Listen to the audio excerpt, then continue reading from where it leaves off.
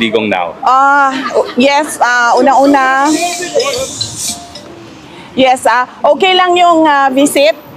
Na-late kami kanina, so 30 minutes late kami. So isang oras na lang yung nagawa namin sa pagbisita namin. And pagdating namin, nag-aantay na siya. And masaya siya nung nakita niya kami kasi alam niya na nandun kami to celebrate pre-birthday with him and with my mother. Ano ba? Tapos, as usual, binilhan ko din siya ng Coke Zero, pero hindi niya ininom. Sabi niya, dalhin lang daw niya sa kwarto yung Coke Zero. Pero isa lang ang pinabili niya. Meron daw ba kayong mga news from the Philippines na na-share sa kanya at ano yung mga reaction niya sa mga news na dala-dala niyo? Yes, nag-share ako ulit. Na-share ko na noon sa telephone call, pero shinare ko din ulit sa kanya na nanalo yung dalawang PDP laban na senator candidates, tapos yung isang guest candidate si Marcoleta plus dalawang guest candidate from Alianza, si Senator Camille Villar and Senator Amy Marcos. And binanggit ko din sa kanya na nandito si Senator Amy Marcos pero hindi siya pinayagan ng ICC na makabisita at makausap si dating Pangulong Rodrigo Duterte. At nabanggit ko din ulit sa kanya na nag-submit si Senator Amy Marcos ng kanyang findings sa committee hearings niya from the Senate to the Ombudsman. Ano po yung reaction ni Presidente? Unang-una, nagpasalamat siya at pangalawa, sabi niya gusto nga daw niya sana makausap si Senator Amy kaso hindi nga daw payagan. Pero sabi niya there will be another time for that. Okay. GMA?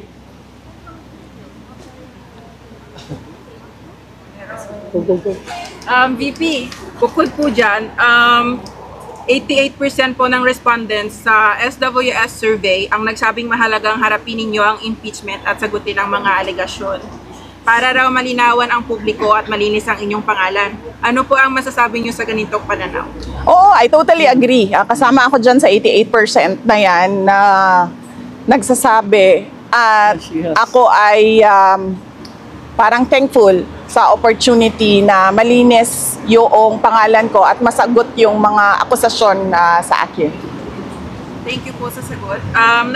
And last question po, napagdesisyonan po ng Senado na ilipat sa June 11 ang simula ng impeachment hearings. Gusto lang po naming marinig, paano ninyo po tinanggap ang balitang ito at ano po ang epekto nito sa inyo, kung meron man? Wala naman siyang epekto sa akin, no? Nag-iisip lang ako kung ano yung epekto nung delay doon sa kaso, pero iiwan na natin yan sa mga lawyers namin, sa defense impeachment lawyers para pag-isipan kung anong posibleng epekto nun sa kaso kung meron man. SMNI, Anton? Hi ma'am, kamusta po kayo? Napakabait ninyo ngayon. No? Mabait sila ngayon. Mabait kayo ngayon. Ay, kailangan magbait-baitan. Kailangan magkunwari. Okay. Ma'am, tanong po ng SMNI, yung reaction nyo ma'am, ay ni-reaction po sa gusto ni BBM na makipag-reconcile sa mga Duterte. Sabi niya ayaw niya raw ng gulo. Unang-una, hindi na muna siguro ako magsalita about reconciliation dahil hindi naman mahalaga siguro ang mga personal na problema ng mga tao, no? Ang mas mahalaga is yung taong bayan at yung bayan natin. Yes ma'am, thank you po.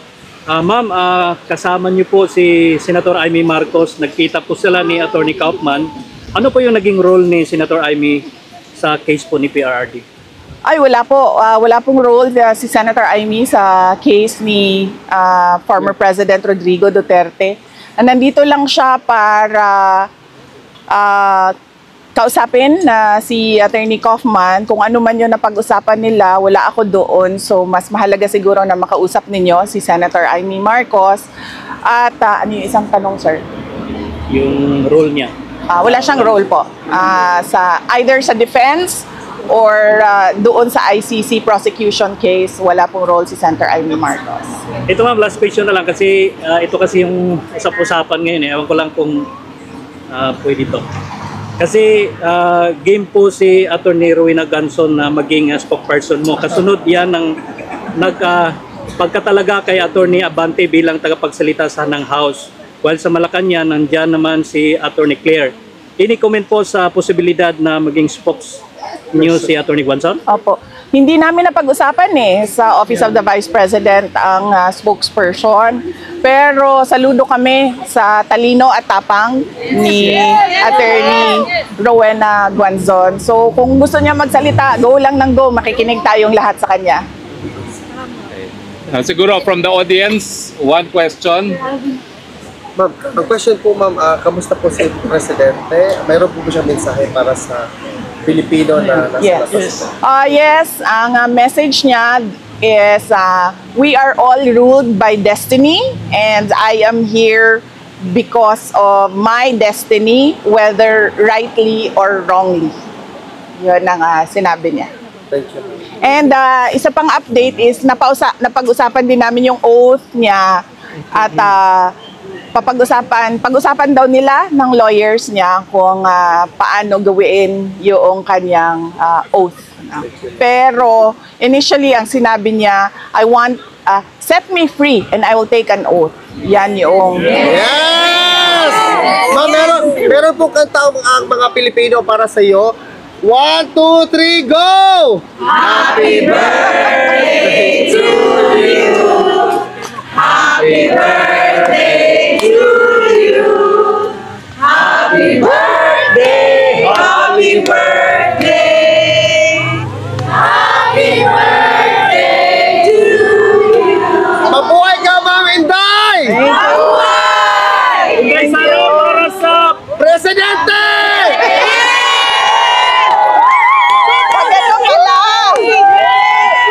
Birthday, mabait sila. Mabait talaga kayo ngayon.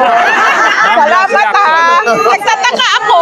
Bakit ang sobrang formal ninyo ngayon. Na-briefing naman.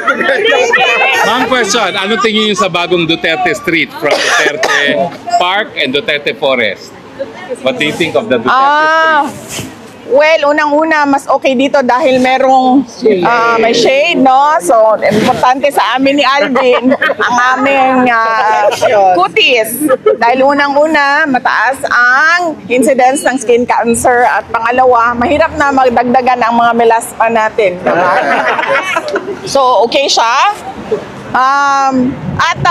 Mas palagay ko lang, maganda din siya dahil nakikita siya ng mga dumadaan na mga sasakyan. So, meron tayong increased awareness. Kasi doon, konti lang ang dumadaan na sasakyan at hindi nakikita by the street yung ginagawa. At marami pang pwedeng gawin, posibleng gawin na dito dahil mas malaki yung area. Yes, ma'am. ma'am, pwede ba additional ma'am? Kasi naghihintay po ang taong bayan kung kailan daw makakauwi si PRR dito po. Actually, lahat tayo, no, nag-aantay kung kailan makauwi si President Duterte. At yun yung tinatrabaho ng kanyang mga lawyers na sana ay mangyari at the soonest possible time dahil kaming mga tiga Davao City ay kailangan namin ang mayor namin. Yes, ma'am, welcome back. We love you. Thank you, thank you. I'm happy to be back with all of you dahil lahat naman tayo dito ay nagpapakita ng suporta kay dating Pangulong Rodrigo Duterte. Kaya masaya ako na makasama kayo ulit. Although hindi natin gusto na pabalik-balik tayo dito sa The Hague, Netherlands dahil malungkot ang dahilan kung bakit tayo nandito lahat. Pero masaya din ako dahil nakikita ko yung bayanihan ng Filipinos at yung pagkakaisa natin sa kagustuhan natin na ibalik si Duterte at ibalik ang tunay na pagbabago. Ma'am, mabuhay ka, ma'am. Thank you, thank you. And lahat kayo ay invited bukas sa ating rally, ICC, Send Duterte Home. 9 a.m. to 12 noon sa ba yun? Land Van Regan.